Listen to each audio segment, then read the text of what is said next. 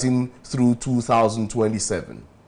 This is according to the bank's Africa's Pulse report released during the ongoing spring meetings of the International Monetary Fund and the World Bank in Washington, D.C. The report paints a troubling outlook for poverty reduction in Nigeria, highlighting that despite some recent gains in economic activity, particularly in the non-oil sector during the last quarter of 2024, structural issues related to resource dependence and national fragility are likely to hinder progress. According to the World Bank, Nigeria, alongside other resource-rich and fragile countries in sub-Saharan Africa, will experience a worsening poverty situation unlike non-resource-rich countries, which are expected to see faster poverty reduction. And I quote the World Bank saying, poverty in resource-rich fragile countries, including large economies like Nigeria and the Democratic Republic of Congo, is projected to increase by 3.6 percentage points between 2022 and 2027. End of quote. The report underscores that sub-Saharan Africa continues to have the highest extreme poverty rate globally, with a disproportionate concentration of the poor. Fast forward, or take it back to 2024, 80% of the world's 695 million extreme poor lived in sub-Saharan Africa. Within the region, half of the 560 million extreme poor were located in just 4 countries. You want to know those countries? Your guess is as good as mine. But you know, when you're poor, it affects your psyche. When you don't see food to eat, it affects your thought pattern. And that's why this morning, I'll be discussing mental health as it concerns us. Yes, Africa, which is a developing country, has been termed to be that continent where mental health is on the rise by the day. We narrow it down to Nigeria. I'll be discussing with my guest this morning. My guest is a medical practitioner, Dr. Michaels. It's good to have you on the agenda this morning. Hi. Well, that was interesting. Is that a way to cure mental health? I practice what I preach. You just have to be lively. You have to be happy. Oh, and interesting. it's one of the ways by which you can, once there's happiness, like on my way here, I saw innovation on the wall. Yeah. So happiness is a pathway to innovation and creativity. But you know what struck me most? What? Hi. That was funny. A funny gesture. But you see, when one sits with you, mental health is over. So, marrying poverty and the state of Africa and Nigeria economically at this time, how do Nigerians surmount mental health? When you keep preaching mental health issues, how do we go past that and make ourselves happy? Despite the condition of things in the country, despite the condition of things in Africa. Fela sang a song, he said, so we're always suffering and smiling. So how do we smile despite the suffering? Okay, so first of all, I'm so excited to have, on behalf of Ibadan, Oyo State, we're so excited to have this kind of facility in Oyo State. It's a beautiful one. The studio is therapeutic, mentally therapeutic. You can't be in this studio and be sad. The colors are carefully chosen. Okay. So, number one is gratitude. Being grateful for what you have already, not what you don't have.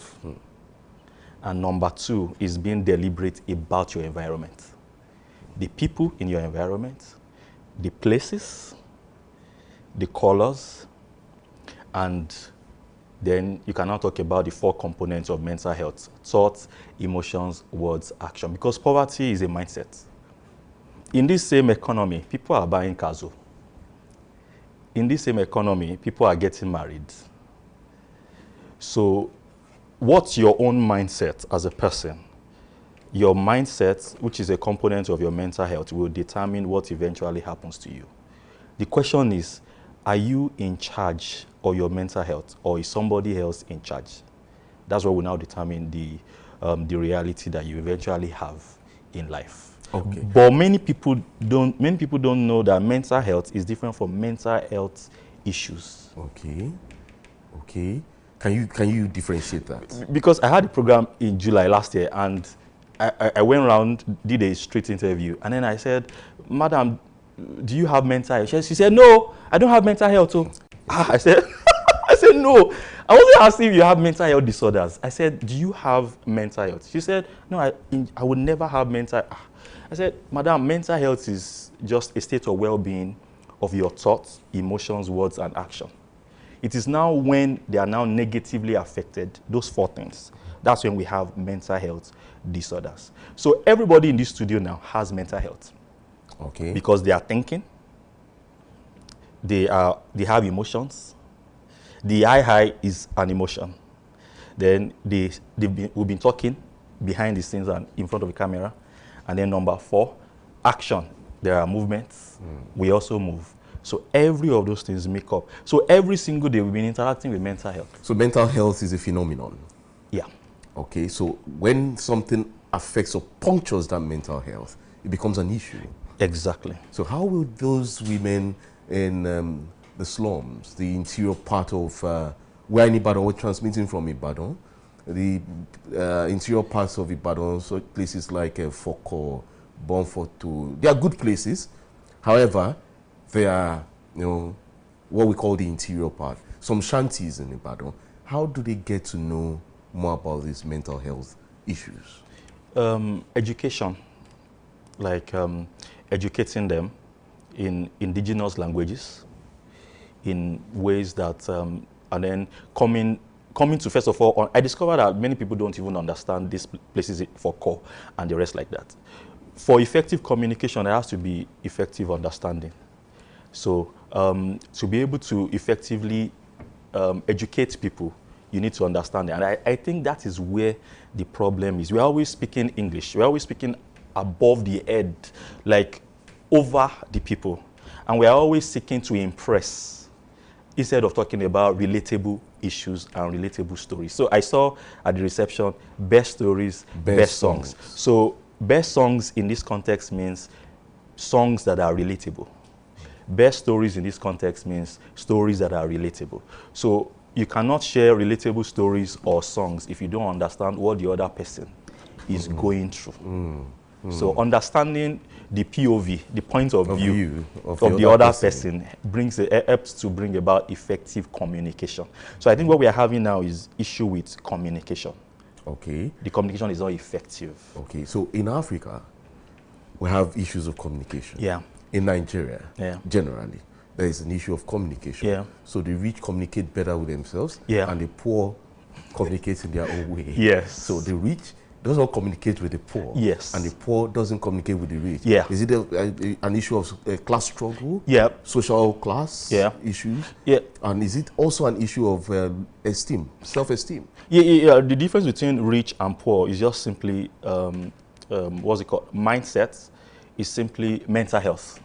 The mental health of a rich person is different from the mental health of a poor person. So that's, once you understand that, and so if you want to take people from, because I heard eradicating poverty or something. Yeah. If you want to take people... By 2027. Okay, so eradicating people from, lifting people from poverty to to being rich involves a change of mindset and a change of mental health. There's a way poor people think. There's a way rich people think. Poor people will come to this studio now and say, what's this? But a rich man comes to this studio because he knows the feeling is different. So if you can help educate poor people about mental health, they will become rich. That's why mental health, which is a phenomenon in every aspect of our lives, needs to be discussed. We need to bring it to the, is it the front burner now? We need to make it a front burner discussion. Once we can do that, you just discover that people will literally leave themselves. Instead of you trying to, we are doing this, we are doing this, they will literally leave themselves because they now know that poverty is wrong. People have the mindset now that poverty is good. When you say poverty is wrong, is it their fault that they are poor? Okay, so now, through your mental health, you decide where you are in life. Or maybe we define what poverty is. You know, poverty could be relative. Okay, poverty is, okay, so let's just say there are degrees of poverty. Okay. But poverty is first of all a mindset. In fact, you can work in a place where they pay you millions of naira and you can still be poor. Okay. You can, you see some people when they see like $1 billion, the way they start shaking. That's poverty mentality. Oh, poverty of the mind. Yes. Okay. But when you see someone who sees $1 billion and he has wealth mentality or wealth mental health or a mental health associated with wealth, the person won't shake. The person will start looking at what can I do to making this money, to multiply this money. The other person that is shaking is shaking because he or she is looking at consumption. The wealthy person is looking at production. Because wealth is meant to buy time. It's meant to buy time. The reason why you have a car is not, PR is there, but PR is secondary. Public relations, the way they see you, they rate you, no. But the primary aim of having the Rolls Royce or any of these cars is to buy time. So if you have a driver and you have a car, you can get to so many places. If you have a private jet, it's not for me to harass you. It means that I can be in France in the morning and be in the UK in the afternoon or in the US, and I can be in the Caribbean by 5 p.m. And I can have several meetings and I can achieve a lot. Unlike if you are boarding commercial planes and the rest like that. So Africans need to start changing the mindset that the purpose of money is not to harass people or to show that I have arrived. It is to buy time. Because when we were born, we were given two things. There are two prizes. I've been looking for that vocabulary. Is it prizes now? There are two prizes materials we were given. Knowledge and time. We are to seek one, we have one. We are to seek knowledge, we live on knowledge. And then time, we are to save time. So the amount of time I save will determine the amount of money in my bank account. And how do I save time? By being deliberate on what I use my time for. You can wash clothes, you can cook, but if you outsource it, you can then use that time to do some other things. Okay. So the poor will say, no, I will wash my clothes, I will cook myself. But that time, you can pay somebody else to do it. And then you use that time to make a post or do an interview. So that while you are in one place, several projects are going on, but through other people that you have paid. Well, interesting insight, but you made mention of something, and I'll take you down there, somewhat political. You said poverty is consumption. Yeah. And then wealth. Creation. Is production. Production. So, are you saying Nigeria is poor because you're more of a consuming nation? Yeah. Nigeria is poor? Yeah. So how do you get the people of Nigeria out of that poor state of mind? So a change of letting people know why they are here. Letting people know that Nigeria has a journey, our own journey. Journey to where? Journey to the execution of her purpose. So what's the purpose of Nigeria? If you can, have you noticed on social media that a lot of Africans look up to Nigeria? Yeah. Have you noticed that Nigerians are literally everywhere all over the world? Okay. I feel is linked to the purpose of Nigeria being the spokesperson. Or is there something like a spokes country? Okay, maybe. For Africa. Maybe. If you can capture Nigeria, you have captured Africa. And it's not even because I'm a Nigerian. So how do you how does a 60-year-old or 65-year-old start thinking of how to capture? Yeah. You know?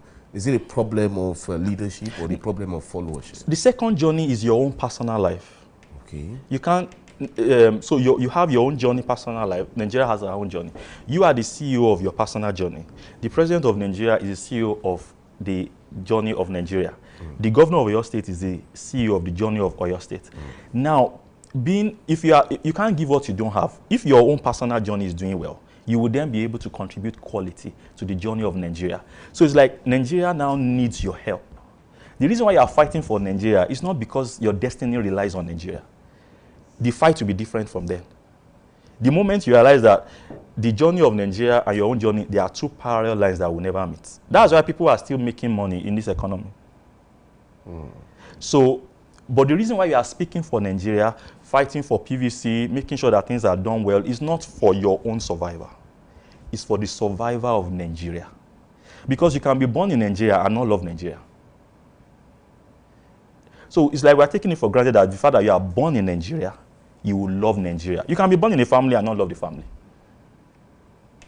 So you are born in Nigeria, you are a Nigerian. You now need to see your contribution to the journey of Nigeria. And it has to be based on love. And patriotism. And patriotism. Sickle cell disease is a genetic blood disorder characterized by the presence of sickle-shaped red blood cells, which can block blood flow, cause chronic pain, and lead to a host of physical complications. While the physical symptoms are well known and widely studied, the mental health challenges faced by individuals living with sickle cell disease are often overlooked or underestimated. Yet, these psychological burdens are real, persistent, and can be seen or can be as debilitating as the physical ones. Today, on the agenda, we will explore the various mental health struggles faced by people with sickle cell disease, the reason behind them, and the importance of integrating mental health, especially the care, into sickle cell disease management. Dr. Michaels, how do we, sickle cell patients, they pass through a lot, pains. And for better understanding from the medical angle, what would you, in simple terms, describe as sickle cell?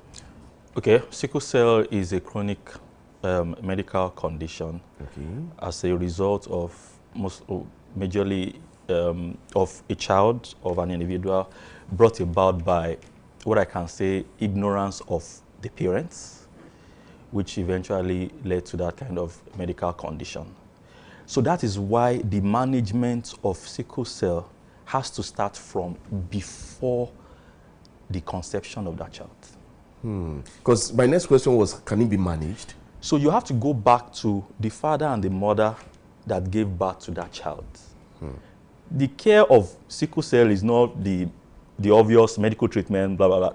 If we want to be really effective, first of all, I want to thank Dominion TV for remembering sickle cell patients and bringing up the issues here. But if we want to be effective in the care of sickle cell patients, we need to go back to the father and the mother. What made them come together? And don't forget, our actions are determined by our beliefs. Like, I currently have a couple in my head right now who I currently have sessions with. And the husband said, don't worry, told the wife, don't worry, let's go ahead with our marriage. The husband is like, I think, AC or so. The wife is like maybe AS or something like that. Obviously, from that angle, they shouldn't have continued. But the beliefs they have made them to take that decision to go ahead. So, pre-marriage counseling, we were taught in medical school, but I feel is one of the biggest steps in preventing sickle cell disease. Pre-marriage counseling. Okay, now it is there already. Now, do patients also face mental issues when it comes to sickle cell? They do, from anxiety of uncertainty to abandonment, lack of recognition by the society, down to stress. I want to point out one major mental health issues that that also worsens and can trigger crisis in a sickle cell patient, and that's stress. Stress. And stress is a concept that is poorly understood in Africa here. Like, should I tell you define stress for you? Okay. It will shock you. Okay, I don't want to be shocked, but I want to learn. I want to learn. I want our listener to our viewers to learn. You won't believe it if I say it. Once I go ahead. Stress is an emotional imbalance that eventually becomes a physical body breakdown. Emotional imbalance that eventually becomes a physical breakdown of the body. Okay. And life. As a result of, now this is where the funny part is, don't smile. Okay. Doing what you don't want to do. Okay. And saying what you don't want to say. Wow, interesting. Interesting. Well, so doing what you don't want to do could cause a physical breakdown and lead to emotional imbalance. And saying what you don't want to say. So me telling you, oh, you look handsome and the rest like that, but you want me to say it. I feel you want me to say it. Okay. But I don't want to say it. I don't feel like saying it. I know you are handsome, but I don't feel like saying it. But because the African society, the collective mindset is more than individualistic mindset. There's this, which is good, but it also has its own downside. The downside is I have to always say what you want me to say. So let's, on a lighter note now, let's look at, are you insinuating right now that relationships bring stress? Yeah. Because if you are in a relationship with somebody that you are not aligned with, obviously you want to please the person. You start saying and doing things that you don't want to do and say. And of course, that's where... Because you'll be forced to professing what you don't even want to say or what you don't even mean. And the funny thing is, stress is in measures. Okay. So you won't know that you are stressed. So by the time you are feeling, you now have the physical breakdown, you are having pains and the rest like that. It didn't start then. It started long time ago. It's been building up, but because you are not aware. So if we can help sickle cell patients in managing stress, but how can you manage something you don't even have correct definition of? You will keep on managing the wrong thing. Okay. And you won't get it. So, how did they define insanity? They said, doing the same thing over and over again and expecting a different result. So I feel we should incorporate that. Stress management, effective stress management. Okay. I was at a radio station and the journalist said, "Are you sure we can all live without stress?" Like the lady already believes that stress is part of life. For those who say that, ask them, have you been stressed before? Okay, so is there any relationship between sickle cell and depression? Yeah. Okay. Mood disorders. And don't forget that trauma precedes a mental health disorder. Depression is a mental health disorder. And depression also takes place with sickle cell patients, just like any other person with a physical illness. But don't forget that mental health disorder is preceded by trauma. And subjectively, I feel 98% of Nigerians have trauma. Anxiety? Anxiety. Sickle cell disease? Yeah, but trauma first, then poor management of trauma will lead to anxiety disorders, anxiety personality disorders, then depression disorders, and all kinds of mental health disorders. So if we are serious about wanting to manage mental health issues associated with sickle cell disease, we need to go back to the management of stress. Poor management of stress will lead to trauma. Poor management of trauma will lead to mental health disorders. And even sleep disorders affect sickle cell patients. Yes. Too. So, in summary, how can they live and have a positive mental attitude or mental health? First of all, we need to define what stress is, which we have done. Okay. Number two, we need to now, so there's a personal level management, there's a management at the family level, and then there's a management on the community level. So on the personal level, we have to get the person to personal satisfaction, personal fulfillment.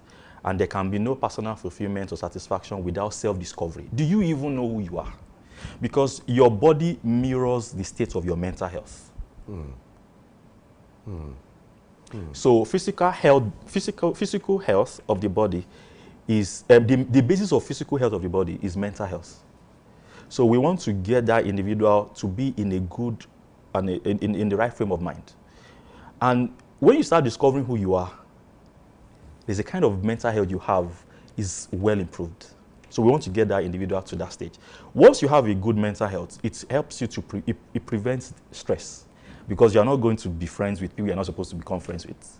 You're not going to walk in a place that is not in alignment with your life goals. Who you are, exactly. You'll be confident enough to stick to your life goals, even if currently they're not really bringing out anything. And it will also reflect in the state of your finances. Once you are buoyant, you are able to manage your condition effectively, even in Nigeria here, without traveling to the country. Then the family level, they also need to be, they need to apologize to the patient. The patient. And it takes parents who have not the typical African parent. Typical African parent will never. When you say apologize, is it because of putting that kid in that condition? Yes, for our ignorance. We were ignorant. Because the child is also going to be secretly angry with the parent. You knew that. You had access to knowledge. You didn't seek knowledge. You went ahead with your belief. You didn't even verify your belief. And you went ahead to give back to me. So even during therapy sessions with that child, there's a part where you have to forgive. And we ask the person to forgive God, forgive yourself, and then forgive the offender. In this case, the parents. The parents. So the child has to forgive the parents. It has to be done intentionally. I'm not angry with my parent. How can I be angry with my parent? My parent, you are angry. Many people are angry with God. They are not aware. Because if you, God will slap them and then die. So that is that. So on the family level, they have to apologize, even to themselves too. And they have to agree that our lack of ignorance pushed us to having an unverified belief. You know, apart from having unverified belief, some people are so blinded and carried away by love. It's the same thing as belief. Because what do you even know by love? Can you even define love? Do you know what love is? Love has a definition, no. You cannot just say, I have feelings. Like, if you have, there's something called temperament. If two phlegmatic people meet, there's a connection. So, will you not say you have connection with everybody? Because you now have connection with everybody, you now love everybody. You now want to be romantically involved. And then stress yourself. So that your love that you say you claim you have for that woman, are you sure you did not misinterpret the connect? What if the woman is your destiny helper? And then what if you're self-inflicting stress on yourself? Yes. From the definition of stress. Yes, yes. So you have already gone ahead to do what you don't want to do. You have misinterpreted the stuff. You're already doing many things. You're already compounding the case. Then you now went ahead to have that child. So you need to apologize to yourself, apologize to the child, and then take responsibility. Okay. And not ask somebody else to take responsibility. So, and then on the community level, we now need, there has to be massive education on what is love, what is belief, what is marriage, and even your role as a chief executive officer of your life, like the roles you play. So that will help a lot in helping the community to take responsibility. Even forcing people to get married is even one of the stuff. I want to carry my grandchild. So must you now sacrifice the life of your child, mount pressure on your child? So culture has an effect. Obviously has an effect. You just talked about education, especially within the community level. Yeah. How about stigmatization? Yeah, stigmatization is because of ignorance. Stigmatization is because of ignorance of what sickle cell is all about. And also, actually, stigmatization is as a result of not wanting to take responsibility. The society gets to stigmatize people because we don't want to take responsibility for what is happening to this person. And the fact that if many other people in the society are not well educated, they will end up experiencing the same thing. But the moment we know what sickle cell is and what brought about sickle cell and the responsibility that we need to take in terms of the coming of sickle cell, it helps us to incorporate sickle cell patient into the society, and it helps us to prevent it. And it's naturally, automatically clears away stigmatization. And then it brings about empathy. It brings about love. It brings about compassion. It brings about the willingness and the political will to wanting to help the patient. If the patient is now in a very supportive environment, the impact it will have on mental health. Even people that have conditions that are terminal, if they live in a very supportive community, they will live longer.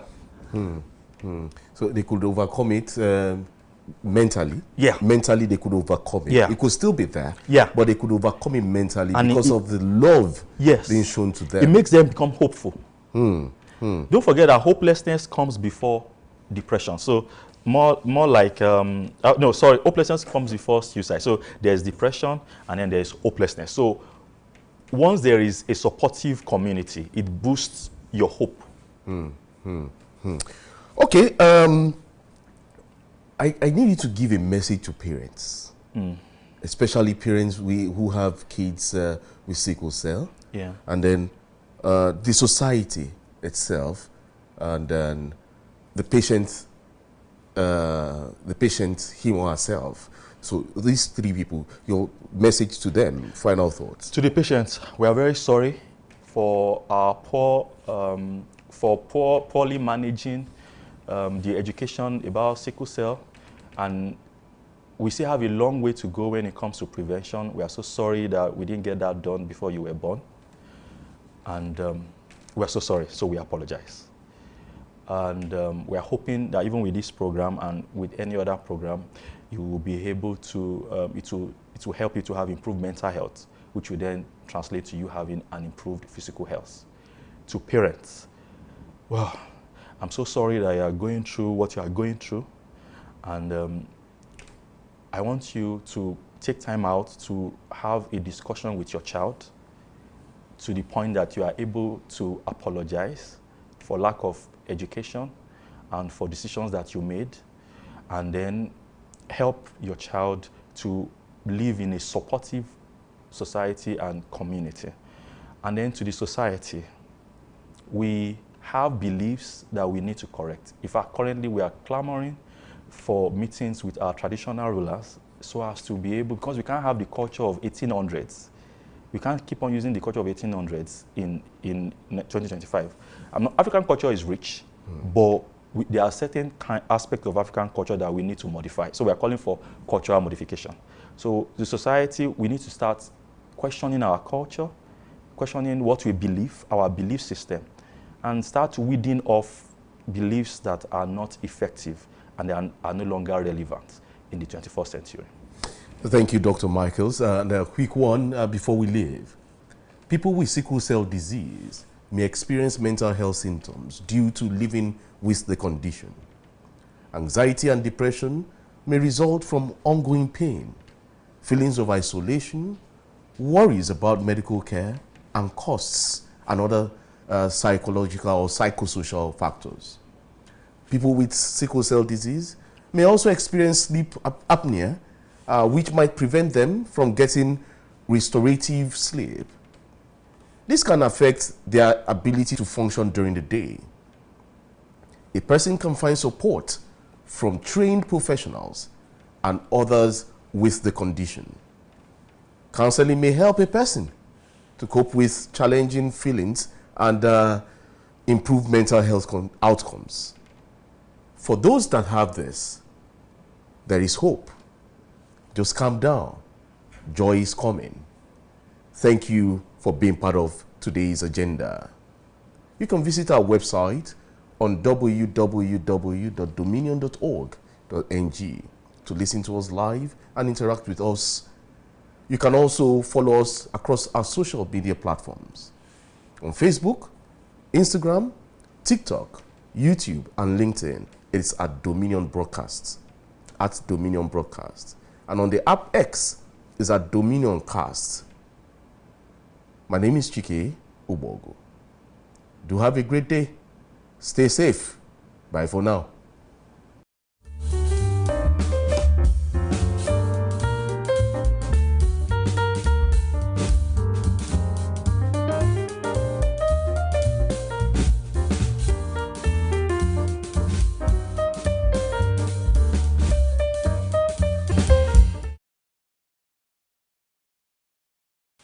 I had no doubt.